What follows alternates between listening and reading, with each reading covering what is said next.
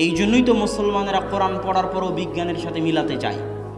আর আমি কোরআনকে বিজ্ঞানের সাথে মিলানোর খুব বিরোধী। ওই যে যখন আবু বকর রাদিয়াল্লাহু তাআলা আনহু মেরাজে বিশ্বাস করেছিল, তখন আবু বকর কি মেরাজকে বিজ্ঞানের সাথে মিলিয়েছিলেন? কথা বলেন, বিজ্ঞানের সাথে মিলিয়েছিলেন? আবু বকর বলেছিলেন, যদি মুহাম্মদ বলে থাকে মেরাজে গেছেন সাল্লাল্লাহু আলাইহি ওয়াসাল্লাম, সামি'না ওয়া আমান্না, আমি আবু বকর সাথে সাথে ঈমান আনলাম, কেননা মুহাম্মদ মিথ্যা বলতে পারে না। এর নাম কোরআন এবং হাদিস। কোরআন এবং হাদিসে যা আছে সেটাই সত্য।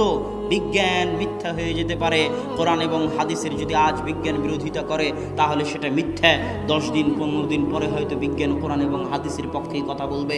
তবুও যেহেতু মানুষের মন টানে না, সেহেতু আমি বলতেছি, একজন খ্রিস্টান লেখক একটা বই লিখেছে, মিরাকেল মর্নিং, সকালের জাদু। তিনি বলতেছে, মানুষ যদি দুনিয়াতে জাদু দেখতে চায়, বাজার ঘাটে জাদু দেখে মানুষ বাস্তব কোনোদিন জাদু দেখতে পাবে না। কিন্তু মানুষ যদি বাস্তবে জাদু দেখতে চায় তাহলে তাকে সকালকে কাজে লাগাতে হবে। পৃথিবীতে বাস্তব জাদু সকালে আছে, পৃথিবীতে বাস্তব জাদু সকালে আছে, পৃথিবীতে বাস্তব জাদু সকালে আছে। ফজরের পর কোরআন তেলাওয়াত দিয়ে কাজ শুরু করলে সকাল 10টার মধ্যে কাজ শেষ হয়ে যাবে। কাজ আর বাকি থাকবে না, করার মতো কোনো কাজ খুঁজে পাবেন না। এর নাম সকালের বরকত। তিনি ওই বইয়ের মধ্যে লিখেছেন, পৃথিবীতে বর্তমান যত ব্যবসায়ী আছে, যারা বড় ধরনের ব্যবসা করে, বিল গেটস হোক, আর মুকেশ আম্বানি হোক, আর ফেসবুকের প্রতিষ্ঠাতা হোক, আপনারা গুগলে গিয়ে তাদের নাম লিখে সার্চ দিবেন যে কখন তারা ঘুম থেকে উঠে। আপনি আশ্চর্য হলেও দেখবেন, আপনারা মুসলমান হয়ে, আমি আপনি মুসলমান হয়ে ফজরের পরে আলিশান ঘুম দেই, আমি আপনি মুসলমান হয়ে ফজরের জামাত কাজা করে সৌদি আরবের মাটিতে পর্যন্ত সকাল 10টার আগে সকাল শুরু হয় না। মুসলমান হওয়ার পরও সবাই ঘুমিয়ে থাকে, 90% মুসলমান ঘুমিয়ে থাকে। অথচ এই খ্রিস্টানদের নাম আপনি গুগলে সার্চ দিয়ে দেখিয়েন, তাদের সকাল কখন শুরু হয়। মুসলমানদের যখন ফজরের সালাতের সময়, তখন তাদের সকাল শুরু হয়। কেননা তারা জানে সকল সফলতার চাবিকাঠি, সকল সফলতার মৌলিক উৎস হচ্ছে সকাল, সকল সফলতার চাবিকাঠি হচ্ছে ফজর, সকল সফলতার চাবিকাঠি হচ্ছে ফজর। এই জন্য আল্লাহ বলেছেন, ফাইদা কুজিয়াতিস সালাত ফান্তাশিরু ফিল আরজ, দুনিয়ার মানুষ যখন ফজরের সালাত শেষ হয়ে যায়, তোমরা আল্লাহর জমিনে ছড়িয়ে পড়ো। আবতাগু মিন ফাজলিল্লাহ, আল্লাহর জমিনে ছড়িয়ে পড়ে আল্লাহর দয়া, আল্লাহর রহমত, আল্লাহর রিজিক অনুসন্ধান করো। কেননা ফজরের পরে আল্লাহ সুবহানাহু তাআলার রিজিক, আল্লাহ সুবহানাহু তাআলার দয়া পৃথিবীতে অবতীর্ণ হয়। অতএব সময়কে যদি কেউ কাজে লাগাতে চায় তাহলে তাকে 5 ওয়াক্ত সালাত, বিশেষ করে ফজরের সালাত আদায় করতে হবে। যে 5 ওয়াক্ত সালাত নিয়মিত আদায় করে না, তার জীবনটা হচ্ছে অনিয়ন্ত্রিত, তার জীবনের কোনো রুটিন থাকে না।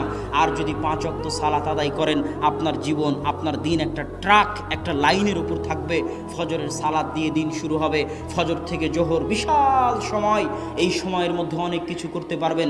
জোহর থেকে আসর পর্যন্ত বিশ্রাম নেবেন। এইভাবেই আল্লাহ সালাতগুলো সাজিয়ে দিয়েছে। আসর থেকে আবার নতুনভাবে কাজ করার উদ্যম তৈরি হবে। আসর থেকে মাগরিব পর্যন্ত কাজ করবেন, মাগরিব থেকে এশা পর্যন্ত কাজ করবেন, এশার পরে এশার সালাত দিয়ে দিন শেষ করবেন, তারপরে ঘুমাতে যাবেন। এই যে আমি যদি শুধু সালাত ঠিক মতো আদায় করি, আমার সারা দিন নিয়ন্ত্রণ হয়ে যাবে। টাইম ম্যানেজমেন্টের জন্য সালাতের চাইতে বড় মাধ্যম পৃথিবীতে আর নাই। যারা জীবনে সফল হতে চায় তারা সালাত আদায়ের মাধ্যমে নিজেদের সময়কে কাজে লাগাক, তারা সফল হবেই হবে ইনশাআল্লাহ। সম্মানিত উপস্থিতি, সময়ে বরকত কিভাবে হবে? আজকে সময়ে বরকত নাই, এটা কি বুঝতে পারেন? এখনকার যুগে সময়ে বরকত নাই, এটা কি বুঝতে পারেন? সময়, মাস, দিন দ্রুত পার হয়ে যাচ্ছে, কারো সময়ে বরকত নাই। একদিন, এক সপ্তাহ, এক বছর কোনো কাজ ছাড়াই, আপনি একটু ভাবেন তো, গত 1 বছর আপনি কি কাজ করেছেন যা দেশ জাতি এবং ইসলামের উপকার দিবে?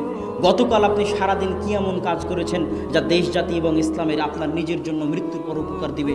কোনো কাজ খুঁজে পাবেন না। এইভাবেই দিন পার হয়ে যাচ্ছে সবার, সব মানুষের। এই জন্য আল্লাহ বলেছে, ওয়াল আসর ইন্নাল ইনসানা লাফি খুসর, সব মানুষ সময় নষ্ট করে, সব মানুষ ধ্বংসের মধ্যে, ক্ষতির মধ্যে নিমজ্জিত। সময়ের বরকত উঠে গেছে। অথচ আমাদের সালাফে সালেহিন, তাদের জীবনে সময়ের কত বরকত ছিল, কত বরকত ছিল, বেহিসাব বরকত ছিল তাদের জীবনে। স্বয়ং আল্লাহ রাসূল মাত্র 23 বছরের জীবনে সারা পৃথিবীতে বিপ্লব তৈরি করেছেন। আর আমরা 30-40 বছরও কিছু করতে পারি না। ইমাম নববী রাহিমাহুল্লাহ মাত্র 37-38 বছর বয়সে মারা গেছে। অথচ তার এমন কোনো বই নাই যে বই মুসলমানদের ঘরে স্থান পায়নি। অল্প বয়সে মারা গেছেন, অথচ এত খিদমত খিদমত করে গেছেন, আল্লাহ তাদের সময়ে বরকত দিয়েছিল। আমাদের সময় হচ্ছে বরকতহীন সময়। কেউ যদি সময়ে বরকত পেতে চায় তাহলে কয়েকটি কাজ জরুরি। এক, সময়ে বরকত পাওয়ার জন্য জরুরি হচ্ছে আল্লাহ সুবহানাহু তাআলাকে স্মরণ করা, আল্লাহ সুবহানাহু তাআলার জিকির করা। আল্লাহ সুবহানাহু তাআলার স্মরণ করা এত বড় ইবাদত, এত বড় ইবাদত, এত বড় ইবাদত যে আল্লাহ সুবহানাহু তাআলা বলছেন, ইউনুস যদি মাছের পেটে আমাকে স্মরণ না করত তাহলে আমি ইউনুসকে কিয়ামত পর্যন্ত মাছের পেটে রেখে দিতাম। আল্লাহকে স্মরণ করা এত বড় ইবাদত, আল্লাহকে স্মরণ করা এত বড় ইবাদত। আল্লাহ বলছেন, ফাযকুরুনি আযকুরুকুম।